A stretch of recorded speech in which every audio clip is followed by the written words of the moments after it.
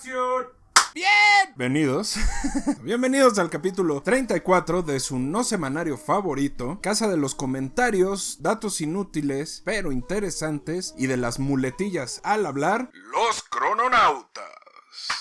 Yo soy Don Nadie y en nombre de Rich, Baltasar y del productor Ternera Jr. me complace presentarles una historia de malas decisiones que se convirtieron en peores, pero que eventualmente terminaron por dejar un legado fundamental en la lucha racial de los Estados Unidos. Pero antes, les recuerdo que este programa es posible gracias a su contribución, ya sea compartiéndonos, hablando de nosotros, recomendando temas, personajes o lo que sea que les interese que investiguemos. Solo, ya saben, la regla básica es paciencia, porque nos tardamos en encontrar toda la información. Si quieren patrocinarnos, económicamente obviamente, bueno, también pueden traernos sus marcas y nosotros les ayudamos, pero económicamente pueden hacerlo directamente en nuestro Patreon, patreon.com/en-clasemedieros o en buymeacoffee.com/los crononautas. Tenemos contenidos hermanos, como los martes clasemedieros, que suceden cada martes, como el título lo dice, a las 9 de la noche, en donde discutimos temas y noticias del día,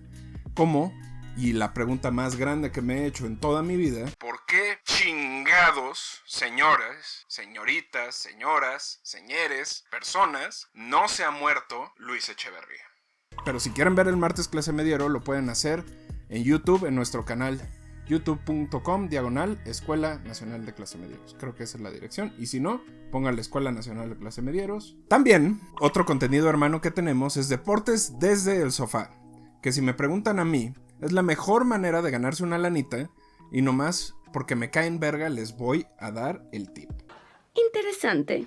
Lo primero que deben de hacer es seguir la cuenta de Twitter de Deportes-Sofá. Ahí nuestro amigo Rich, que es el conductor y encargado de esta honorable parte de la Escuela Nacional de Clasemedieros, les dirá sus pronósticos. Y créanme que da pronósticos hasta del curling, quién va a abrir su OnlyFans, o sea, este güey le sabe a todos los deportes. De todo lo que diga, apuesten al contrario. Si dice que Alemania va a ser campeón del mundo, apuéstenle al segundo mejor o al segundo clasificado. Si dice que los Lakers van a ser el número 1 en su conferencia, apuesten a que no va a pasar. Ahí lo anoté, bro, en la libreta de las cosas que me rechupan una pija. Gracias a eso, y gracias a que nosotros ponemos apuestas contrarias a lo que Deportes desde el Sofá pone, es que hemos podido mantener este proyecto, además de la honorable contribución de todos nuestros Patreons. Ahora sí, entrémosle con todo. Las recomendaciones de esta 3 veces disléxica redacción para acompañar sus tardes, días, ejercicio, trabajo, paseos o simplemente si ya regresaron a la oficina y tienen que andar en su coche un rato son las siguientes. Cualquier disco de la banda, genial, histórica, no sé cómo llamarla, Sonic Youth, pero en especial 2 discos.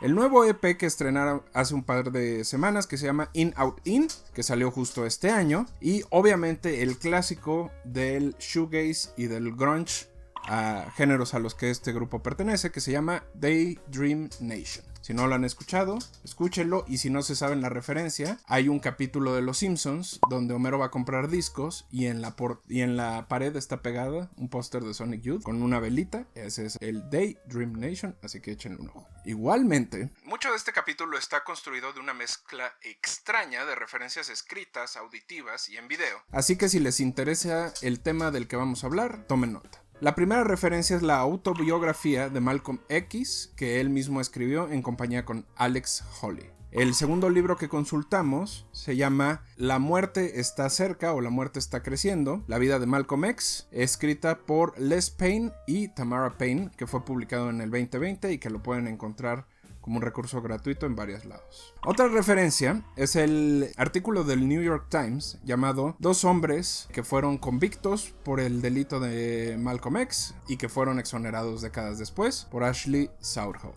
La cuarta referencia que me gustaría hacerles es el reconocimiento de Farrak sobre Malcolm X, una entrevista que dio para 60 minutos de CBS News. Otro artículo que les recomiendo es el de Mike Fleming, que tiene que ver con una película que es de hecho una de mis más grandes recomendaciones en este capítulo, que se llama One Night in Miami o Una noche en Miami. Regina King hizo su debut en dirección con una película que se llama Una noche en Miami, que básicamente cuenta la historia de cómo Muhammad Ali, Malcolm X, Jim Brown y siempre se me olvida el nombre del músico, se encuentran en Miami y platican sobre temas de su vida como artistas, como gente famosa. Y ahí es donde empiezas a ver la paranoia que empezaba a agarrar a Malcolm X con respecto a que lo estaban persiguiendo, ¿no? Entonces les recomiendo mucho esa película, está en Amazon Prime, la pueden ver ahí directamente. Y finalmente les recomiendo otro artículo del New York Times que me sirvió mucho para entender la relación entre Elijah Muhammad y Malcolm X, que se llama The Stage, Malcolm X and Elijah Muhammad. Está publicado en 1981 y lo hizo Frank Rich. Y además, porque pues ya estamos en esto, no es por presumir, pero hemos arribado a ese hermoso momento de este programa donde podemos hacer autorreferencia. Así que, si les gusta este capítulo, les recomiendo ampliamente el capítulo número 14, llamado El Stonewall de Marsha P.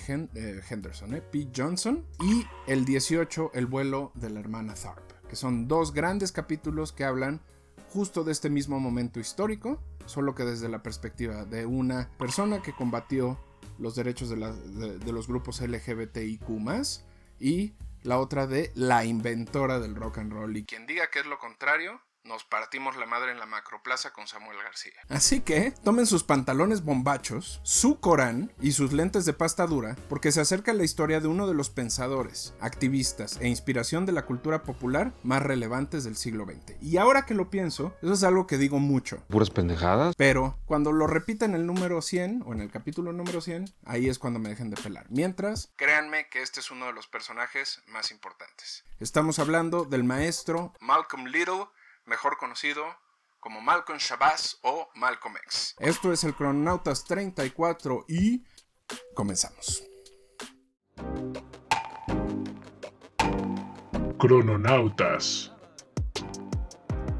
There's nothing that the white man will ever do to bring about true, sincere citizenship or civil rights recognition for black people in this country. Nothing will they ever do. If you can't do for yourself what the white man is doing for himself, don't say you're equal with the white man. That's right. And the house Negro always looked out for his master. When the field Negroes got too much out of line, he held them back in check.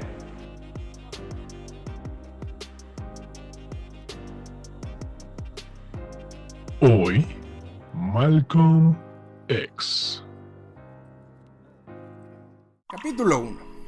De ninguna parte. La vida de Malcolm Little, así como la de muchos de los afroamericanos que hemos platicado en este programa, tiene dos grandes características. Por un lado, un inicio que empieza desde la batalla, desde la pobreza, desde la mugre, desde la incertidumbre. Y por el otro lado, una acción violenta o un suceso violento que los lleva en el camino correcto. Y ya que los tengo agarrados de sus partes, tienes razón lo que dice. les voy a contar un poco de su infancia. Malcolm nace en Omaha, Nebraska, el 19 de mayo de 1925. Su madre, Louise, nació en Granada, que si alguno de ustedes ha tenido la desgracia profunda de ver una Copa de Oro, saben que es una pequeña isla caribeña muy cerca de Trinidad y Tobago, que después de varios siglos de dominación francesa, terminó por liberarse hasta 1974. Su historia, la historia de Granada, es bastante interesante y en algún punto le daremos un espacio un poco más grande. Pero lo que deben de saber es que se dice sobre este paradisíaco y bastante pobre lugar, es que fue parte del sistema de tráfico de personas, porque no nada más es esclavismo, también era tráfico de personas, que comenzaron en Portugal,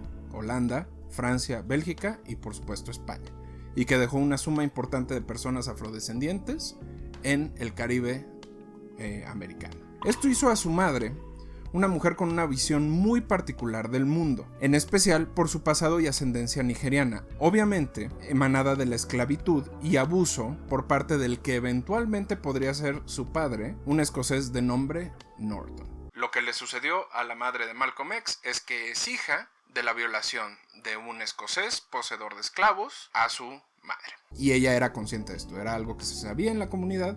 Su padre era Earl Little, un pastor bautista que formaba parte de los diversos movimientos en apoyo a comunidades negras en el estado de Georgia, en Estados Unidos, que como hemos visto en otros episodios es un punto fundamental o es un lugar fundamental en la historia de los grupos afroamericanos en Estados Unidos. Pero, ¿por qué chingados les estoy contando todo esto? No sé.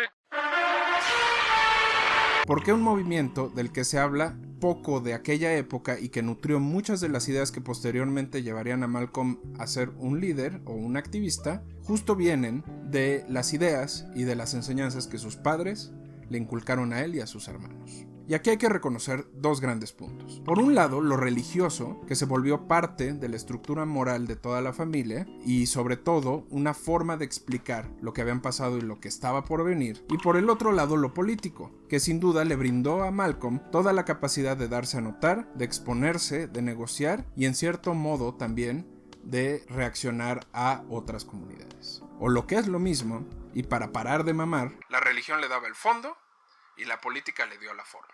Ambos padres se conocieron en un punto nodal de la historia de la lucha por los derechos de los afrodescendientes y el punto de encuentro fue el ideólogo Marcus Garvey. Y el tema de conversación entre ellos, que los llevó a conocerse, a enamorarse y posteriormente a tocarse sus partes, fue la doctrina de Marcus Garvey. Así que si conocen bien este bonito programa, saben que se acerca un enojado, razonado, sudoroso, brillante como mi frente, dato patrocinado por el agua de Jamaica, el Tucán. La historia de Marcus Garvey no es muy distinta a la de otros líderes afroamericanos en aquella época, incluso a los mismos padres de Malcolm X. Tal vez necesitaríamos tener un capítulo completo de Garvey, pero lo que necesitamos saber por ahora es que nació en un núcleo relativamente acomodado en Santa Ana, Jamaica, en 1887. Además de recibir educación universitaria, situación que no era del todo común en una persona afroamericana, Garvey gozó de diversas oportunidades de trabajo y viajó a varias partes del mundo. Reconocido como emprendedor, pero sobre todo como un activista político, desde su regreso a Jamaica fundó la UNIA, que es conocida como la Universal Negro Improvement Association, o Asociación para la Mejora de los Negros por sus siglas en inglés. Dicha asociación buscaba romper las cadenas económicas que las comunidades afrodescendientes aún tenían hacia trabajos liderados por comúnmente personas de raza blanca. Para no andar con rodeos, estaba hasta el huevo, como el productor Ternera Jr. lo está, de que los privilegiados tomaran decisiones, así que decidió darle el privilegio a su gente. Bueno, es como si el productor creara negocios solo para osos maduros. Si lo escucha nuestro gran amigo Israel, ya se viene. Es correcto. De hecho, Garvey es reconocido por sus visiones separatistas. Para él, el problema de los afroamericanos en el mundo se resolvía con que tomaran los medios de producción. Sí, estoy hablando de un concepto marxista. Aguanten. Y es por eso que durante mucho tiempo impulsó empresas y comunidades que solo contrataban personas afrodescendientes. Cuando decide trasladarse a Harlem, que era el centro de las comunidades negras en Estados Unidos, uno de los puntos nodales de la lucha de Garvey fue impulsar diversas empresas, y obviamente esto generó que otros personajes con dinero no se lo hicieran fácil, por lo que terminó en la cárcel presuntamente por desviar fondos de la organización que presidía para gastos personales. Estuvo unos cuantos años en la cárcel y después de esto su forma de pensar se volvió todavía más extremista. Incluso empezó a pelear por una idea que se llamaba el panafricanismo. Ahora, aquí hay que hacer dos distinciones. Hay un panafricanismo que promueve la idea de que todas las personas afrodescendientes pertenecen a un país o a una nación independientemente de dónde se encuentren. La idea de panafricanismo que defendía Garvey implicaba tomar un pedazo de tierra y formar un país que solo aceptara personas de raza negra. Lo estoy súper simplificando, pero más o menos por ahí va su idea. Idea que, por cierto, le daría mucho coraje saber que los judíos sí lograron, pero él no, porque además era extremadamente antisemita. El punto es, ya no quería depender de la economía de los blancos y por eso quería tener su propia economía y la economía que ayudara solo a personas afrodescendientes. Este extremismo, como mucha gente de la época lo llamó, lo llevó a alejarse del movimiento panafricano original y a mantener su propia alia, conocida posteriormente como el greibismo o greivinismo. Volviendo a los padres de Malcolm, estos se conocen gracias a su participación en la asociación y es ahí donde deciden casarse. Mientras Earl era pastor, se mantenía como representante de la UNIA en todos los lugares donde vivía. Su esposa, por el otro lado, era redactora y escritora para el periódico Negro World, que era utilizado para comunicar las distintas ideas del greivinismo, oportunidades de trabajo y en general cómo iba el movimiento. Esto obviamente generaba mucha atención hacia la familia Little, que obviamente tuvo que cambiar muchas veces de casa, viviendo en Canadá, Milwaukee y Michigan. Y aquí, señores, me gustaría tomar un punto donde, si el productor no puso a Stuart Little en algún punto, este programa no sirve y párenlo, ahí paren, en este momento. ¡No! Lo siento, mi mentor, te he fallado. Te he fallado. Ahí conocieron a un grupo llamado la Legión Negra, que básicamente se había separado del Ku Klux Klan por considerar que este último era demasiado suave y no era lo suficientemente contundente en sus acciones contra las personas de raza negra. Identificados como una familia política y religiosamente activa dentro de su comunidad, fueron acosados de distintas maneras por este grupo, al grado que incluso su casa fue quemada y varios de sus miembros o miembros de la familia murieron. Ante esta situación y la inactividad de las autoridades, Earl se volvió mucho más vocal y activo políticamente, lo cual llevó a su muerte en 1931. Así que aquí, como se podrán imaginar, hay dos grandes teorías y las dos tienen alto contenido de conspiración. Es un misterio, un gran misterio. La primera teoría dice que, por un lado, el padre no resistió la presión que estaba viviendo y decidió aventarse a las vías del tranvía mientras este pasaba. Esto era catalogado como suicidio o bien como un accidente. Esta versión suena un poco difícil de creer por el alto nivel de religiosidad que tenía el padre y porque además, a pesar de que sí los estaban presionando, él ya estaba acostumbrado. No estoy diciendo que esté bien, pero ya estaba acostumbrado. Encuentro esto misterioso, muy misterioso. Por el otro lado, la segunda creencia o la segunda teoría sobre cómo murió su padre está basada en lo que ellos repitieron durante muchos años, y era que fue empujado y que las conexiones que la Legión tenía con la policía de Michigan en aquella época evitó que se investigara y se informara de manera correcta. Esto cambió diametralmente la vida de Malcolm, que pasó de tener un núcleo estricto pero sólido en su familia a vivir en casas que lo adoptaban por un tiempo y posteriormente lo mandaban a chingar a su madre. Por dentro, él mismo diría años después, se estaba formando una conciencia que todavía no tomaba su forma final y que conocería un mundo completamente distinto antes de llegar a la imagen revolucionaria que conocemos ahora. But whites are so hypocritical. They don't want to admit that this black man is not a citizen.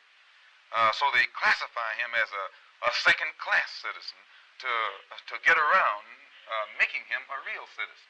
Capítulo 2. Let's Boogie.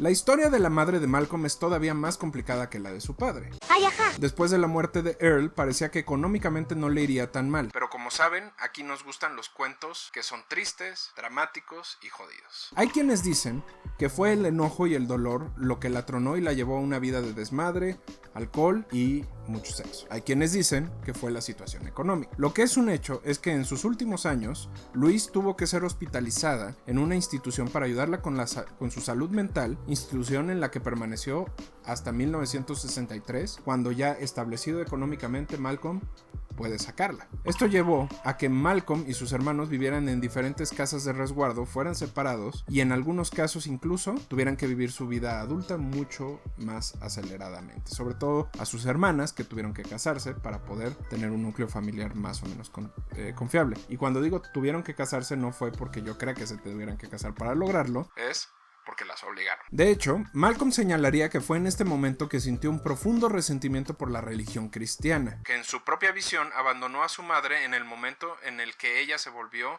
un conflicto y no la ayudó en sus peores años. Para entonces, y ante la separación de su familia y de su iglesia, Malcolm decide viajar a Boston, donde su hermana vivía. El tema de pertenecer a un grupo era importante para él. En Detroit era considerado demasiado blanco para ser negro, y en otras comunidades el hecho de ser afrodescendiente lo hacía peligroso de primera línea. De hecho, el que tuviera algunos rasgos como cabellos rojos lo hacían todavía más extraño.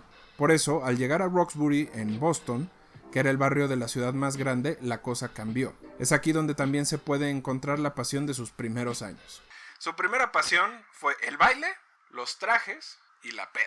Se habla mucho del Malcolm ex delincuente, pero antes de este había un Malcolm dedicado únicamente a trabajar y a echar desmadre. ¿Y ahorita están echando el after o qué? Sí, seguro. Ahorita estamos curándonos un rato, vamos a Parque Río de Janeiro y a divertirnos con las chicas de allá, seguro. El primer lugar en donde encontró su camino y su primer espacio de pertenencia eran los salones de baile de Boston y luego de Harlem en Nueva York.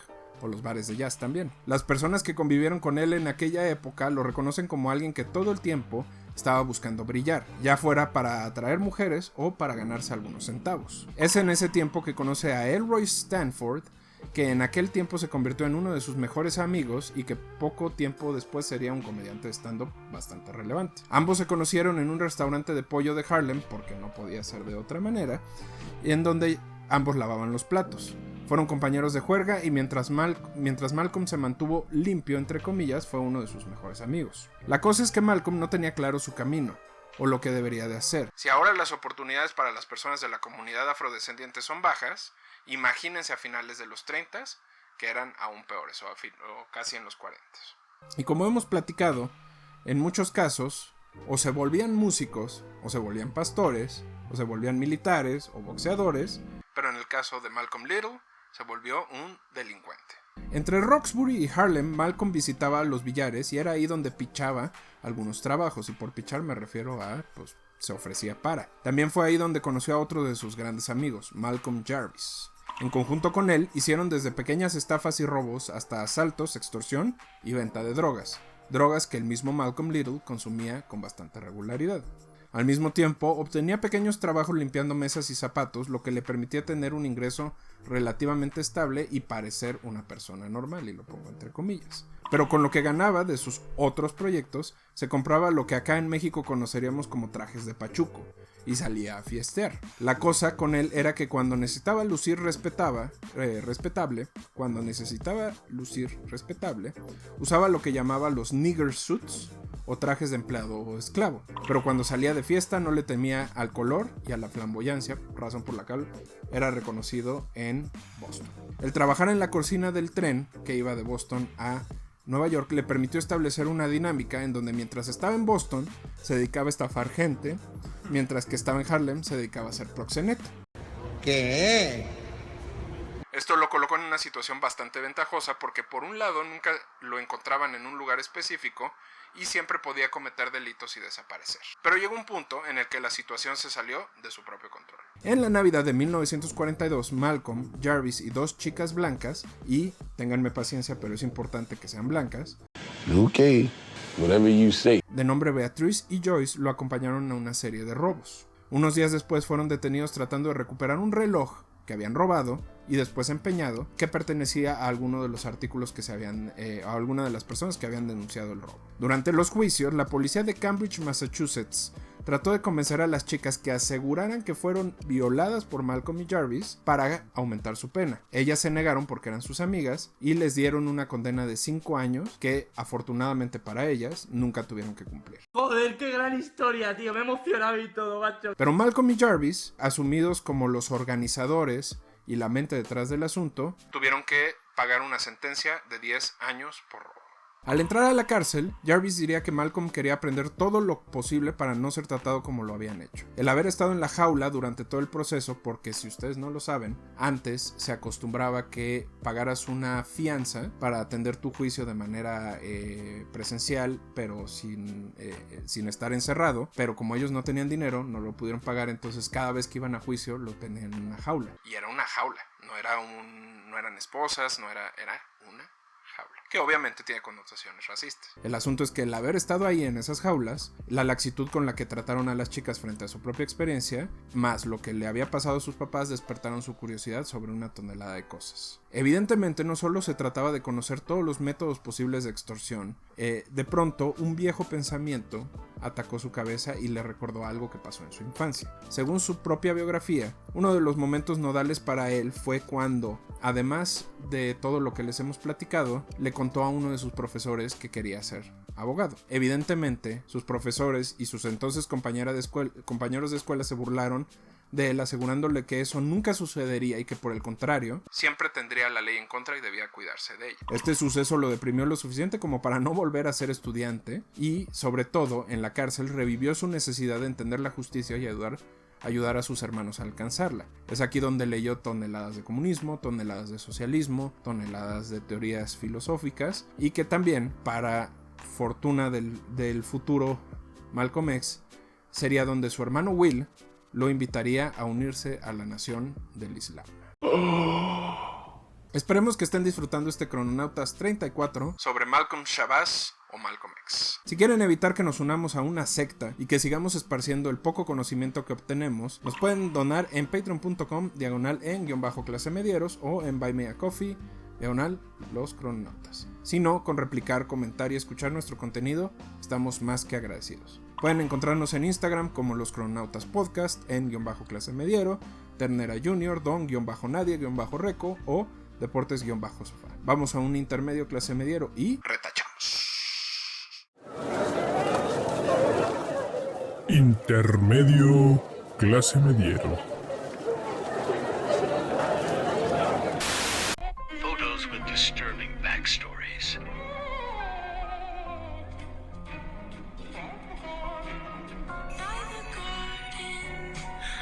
Hello, my friend. I'm about to tell you something incredible, so make sure you're listening. So Michael Rockefeller was traveling through a river with an anthropologist in 1961 when the motor of the boat broke down. After 24 hours of them stuck on the boat, Michael decided to jump into the water and swim to shore. And that was the last time anyone ever saw Michael Rockefeller. The anthropologist on the boat was fortunately later rescued. And so the theory was that the Asmat tribe, who were known to be cannibalistic, who lived on those shores, consumed Michael. At least, that's what we thought. But here's the incredible part. 9 years later, National Geographic was filming the same tribe, but from far away. They were watching the tribe row their boats. Now here's the footage of the tribe. Did you manage to see it? Let me show you again. There was what appears to be a European man rowing alongside those tribesmen. This is the only footage that exists, the only piece of evidence showing a white man amongst these tribesmen. Unfortunately, the footage is too grainy to be 100% certain. But my guess is Michael Rockefeller never passed away in 1961. Aunque no lo creamos, ya es 2022 y ya pasaron 20 años de estas películas que probablemente ya olvidaron, pero que si no lo han hecho, de todos modos hay que volver a ver. Este es un capítulo más de Feliz Cumpleaños, Cosa Olvidada. La primera película es Irreversible, de Gaspar Noé, que es una película cruda, dura, que es contada del desenlace hacia atrás. Lo terrible de esta narrativa es justo que tiene un final feliz, aunque sabes que en realidad es el principio de la historia. La segunda película es Hable con ella, una historia que habla del amor desde una perspectiva completamente opuesta a la corrección. Definitivamente un tema que difícilmente se podría tocar ahora como se hizo en aquel tiempo.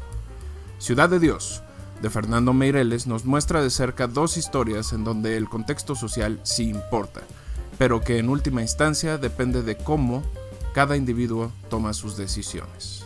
Las Horas, de Stephen Daldry, narra tres historias sobre tres mujeres, una de ellas Virginia Woolf, que se enfrentan a la sociedad y a ellas mismas, en donde los problemas son diferentes, pero sus raíces muy parecidas.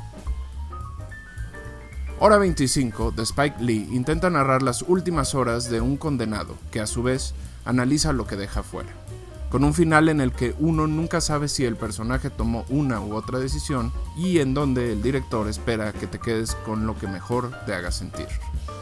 Adaptation, de Spike Jonze, es una oda a ser perdedor.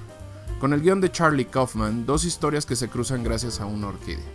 Sí, esa es la razón. A partir de ahí, todo es caos y entropía. Insomnia, de Christopher Nolan, es él tratando de hacerse de un nombre y construyendo una historia de crimen a través de las capas de la mente. A pesar de ser un remake de una película noruega, parece sorprendente y muy específica. Finalmente, 8 Mile, de Curtis Hanson, cuenta la historia de un joven blanco de Detroit tratando de hacer un nombre en el hip hop, mientras su madre es un caos. Esta es una de las pocas actuaciones de Marshall Mathers en cine y, aunque lo niegue, está fuertemente basado en su vida. Así que agarren sus palomas y festejen este combo de películas olvidadas y nos cuentan qué les parece. Los queremos. Do you know this song? Who doesn't know this song? If everything could ever feel this real forever. One day Dave Grohl was in the studio when he found a chord that he felt sounded a little Sonic Youth-y.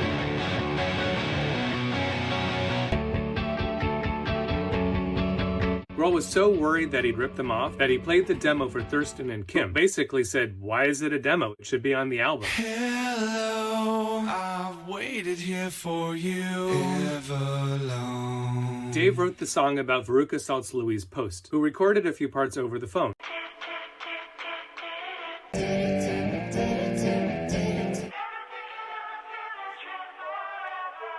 The original whisper section was Louise.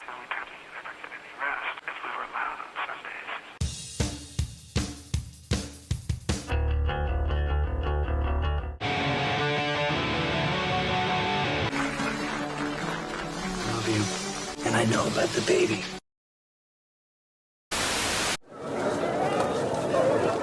Fin del intermedio.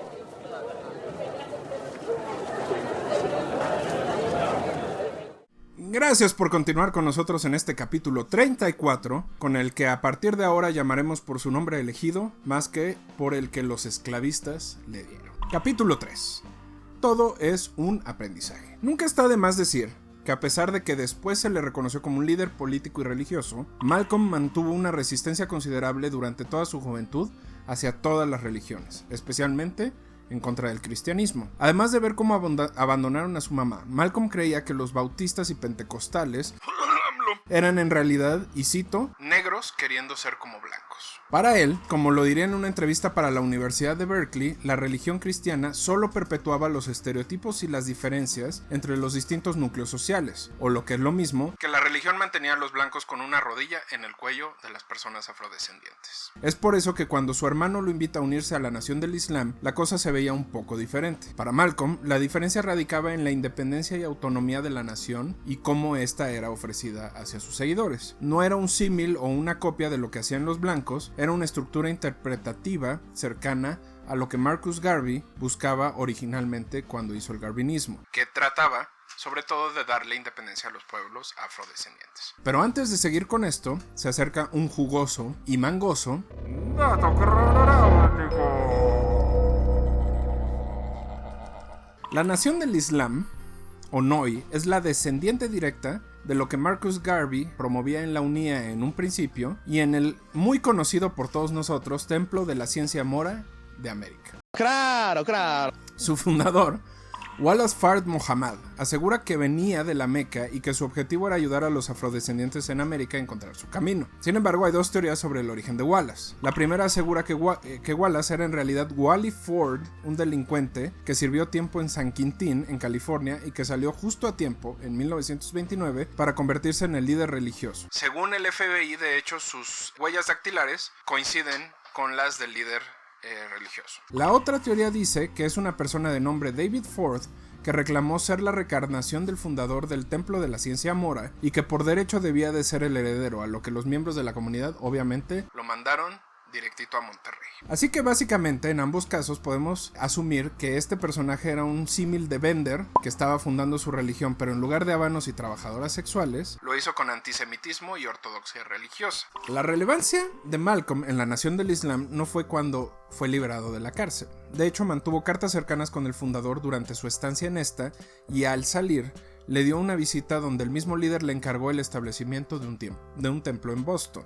Para ese entonces, Malcolm se encontraba en un proceso de reconfiguración que lo llevaría a pensar primero en ser comunista y luego adherirse a la doctrina del Islam. Después de Boston, Malcolm abrió templos en otras ciudades y continuó reclutando personas. Esto le comenzó a dar altos niveles de relevancia dentro de la comunidad que, a su vez, lo veía como un líder no solo religioso, sino también social y político. Esto evidentemente llamó la atención de Elijah Muhammad, que era el líder entonces de la Nación del Islam, que inmediatamente comenzó a darle más tareas y eventualmente lo puso a su lado como consejero e ideólogo. Dentro de esta tarea, Elijah le pide a Malcolm que se case para comenzar a perfilarlo como un líder de la nación, pero sobre todo como un ejemplo. Ahí es donde conoce a Betty Shabazz o Betty X y se casan. Estos fueron los años en los que Malcolm pronunció sus discursos más extremistas, herederos del garvinismo, y donde Malcolm y la Nación del Islam creían que la culpa de la situación de sometimiento de las comunidades afroamericanas podía rastrearse directamente a los poseedores poseedores del capital, que en muchos casos eran judíos, aunque no exclusivamente. Este es un error que se comete bastante cuando analiza sus discursos, porque usualmente sus referencias son contra quienes oprimen, sin necesariamente hacer hincapié en el tipo de religión que tienen. También se dice que él compartía la idea de que el hombre negro era en sí mismo el origen de la humanidad. La realidad es que más que ser un statement político, esto es parte de la interpretación que él mismo y su grupo hacían de lo que entonces se sabía o se entendía de lo que Charles Darwin escribió sobre el origen de las especies. La cuestión es que Malcolm sí creía en tomar las armas y defenderse. Pensaba en una nación africana aislada, con sus propios recursos y su propia dinámica. Pero todo esto comenzaría a cambiar conforme el movimiento y el encono con otros grupos raciales comenzaron a surgir. En especial, Malcolm recuerda un encuentro con el Dr. Martin Luther King Jr. que lo hizo pensar en la viabilidad de una coexistencia. Ahora bien, si queremos ponernos muy estrictos, lo que realmente ayudó a Malcolm a cambiar su forma de ver la religión y en general del mundo, en realidad no tiene nada que ver con las personas con las que interactuó afuera, sino con la misma nación del Islam. Y aquí hay razones centrales reconocidas por un montón de autores y fuentes y personas que estuvieron a su lado que hablan de por qué sucedió, y hay otras razones que son más un poco teorías de la conspiración, pero se las voy a contar todas, así que apáñense del sofá. ¡Arráncate, compadre! Razón número 1. Se enteró de la enorme cantidad de hijos y parejas fuera del matrimonio que Elijah Muhammad tenía, y que a su vez, como Elijah lo había obligado prácticamente a casarse, a renunciar a una supuesta bisexualidad, lo pongo entre comillas porque nunca se comprobó, pero se decía que era bisexual, y sobre todo lo obligó a tener este modelo de familia. Obviamente esto era una enorme contradicción, pero sobre todo consideraba que el líder de la nación del Islam estaba siendo un maldito hipócrita. Razón número 2. La actitud hacia la violencia policial. Para Malcolm se debía de proteger a todas las personas afrodescendientes, no importando su adscripción religiosa, pero para Muhammad y sus seguidores, todo lo contrario. Lo que le sucedía a algunos no miembros era consecuencia de su propia infidelidad e incapaz de aceptar las enseñanzas de Alá en su vida. Razón número 3. Como lo muestra su periódico Muhammad dice, Elijah era bastante egomaníaco y en general buscaba la atención no solo dentro del templo, pero también fuera. Sin embargo, la notoriedad e inteligencia de Malcolm lo llevaron a tener una mayor presencia y por lo tanto convertirse en una competencia directa a su liderazgo y carisma. Les voy a contar las razones y con teorías de la conspiración que no están confirmadas por todos los autores, pero que están interesantes. ¡A huevo, chismecito! Razón número 4. Louis Farrakhan comenzó a llenar la cabeza de Elijah Muhammad de pensamientos en contra de Malcolm, que eventualmente se convertirían en verdades por la distancia creciente entre el líder y su pupilo. Louis Farrakhan fue quien eventualmente se convertiría en el líder de la nación del Islam al morir Elijah Muhammad. Razón número 5. La muerte de Kennedy. La expresión y el cómo se refirió la nación del Islam a la muerte de Kennedy, y sobre todo la poca empatía que mostraron hacia su familia, fueron uno de los momentos donde Malcolm se dio cuenta de que todo lo que se leía y se hablaba en el templo no tenía que ver nada con las acciones, que los preceptos que pregonaban en realidad nunca se cumplían en la vida real. Así que para mediados de los 60s, en especial 1964, Malcolm era un líder por cuenta propia. Había roto con la nación del Islam, pero evidentemente esta separación no sería tan fácil. Y si alguien nos puede contar de separaciones difíciles, es el maestro Jimmy Hoffa. Y si no saben esa referencia, hagan su tarea. Capítulo 4. Justo cuando iba empezando. El último punto que cambió la forma en la que Malcolm veía el mundo fue cuando viajó a la Meca y posteriormente conoció varios países de África. La impresión que se llevó de este viaje fue sustancial para el rompimiento final con la nación del Islam. A pesar de la pobreza, Malcolm pudo observar cómo el encono racial formaba parte más del carácter blanco o de los pobladores blancos que de las comunidades negras en sí misma. Pudo observar países completos conviviendo con diferentes religiones y visiones del mundo. Y aunque definitivamente no eran sociedades pacíficas, sí mostraban un ambiente muy distinto al que se vivía en Estados Unidos. Es en este punto que al mismo tiempo Elijah Muhammad manda a otro de sus representantes más famosos al continente para contrarrestar un poco la figura de Malcolm X. Y este personaje era el boxeador Muhammad Ali.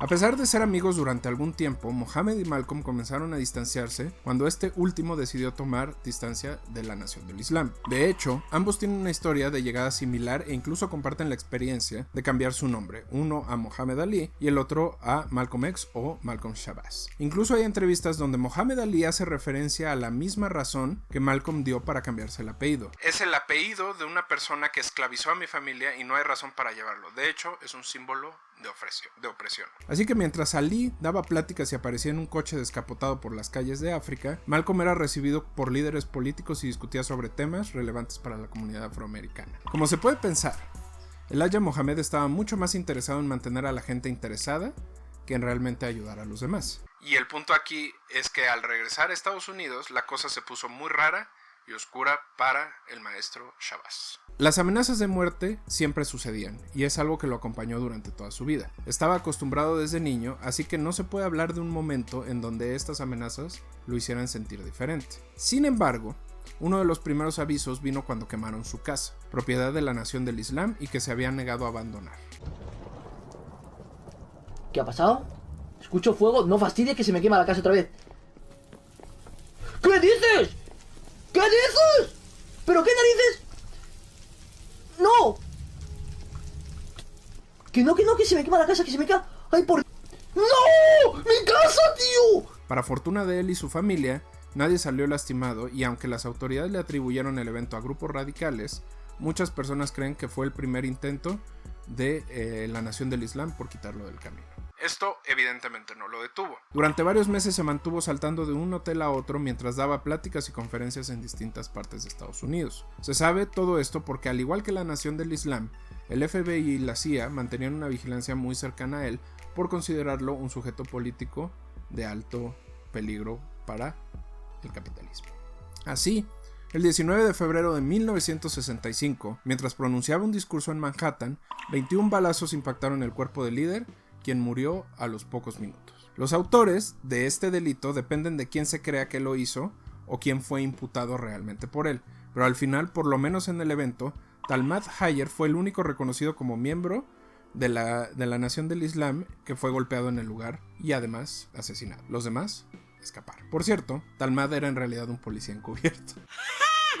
No era parte de la estructura para matarlo. Fue hasta 2009... y gracias al entonces presidente Barack Obama, que se deslindó de los hechos a los dos imputados, y el FBI tuvo que reconocer que había guardado evidencia importante en el caso.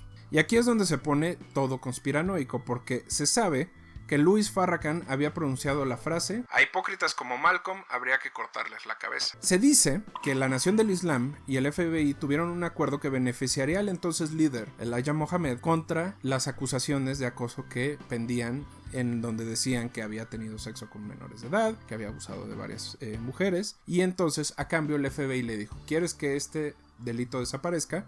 Perfecto, ayúdanos a matar a Malcolm y nosotros desaparecemos esos delitos. ¡Cerdo miserable! Años después, Louis Farrakhan no reconocería el trato con el FBI, pero sí reconocería que sus declaraciones pudieron haber incitado a que miembros de la Nación del Islam mataran al líder político. Betty X, en una de las últimas apariciones que tuvo en público, perdonaría a Louis Farrakhan y a Muhammad Ali y otros miembros de la Nación del Islam que en su tiempo decidieron festejar abiertamente la muerte de Malcolm X. Espero hayan disfrutado este capítulo, mis queridos crononautes. Espero les haya gustado. Recuerden escribirnos todos los comentarios, recomendaciones, ideas y todo lo que quieran. Los queremos harto, harto, harto. Besos.